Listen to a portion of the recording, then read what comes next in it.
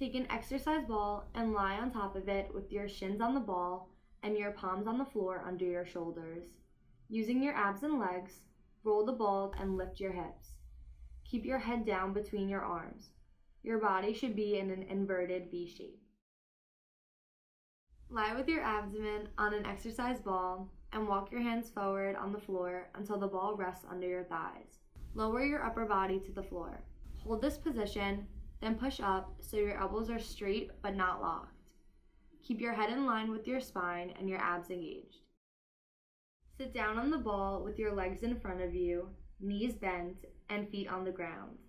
Lean back so that your back arches along the curve of the ball. Bring your upper body towards your knees, tensing your abs as you do so.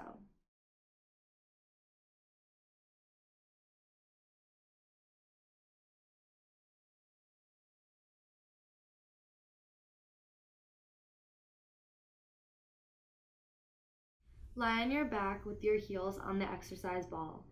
Hold lightweight dumbbells just above your chest. Press the weights straight up over your shoulders as you exhale.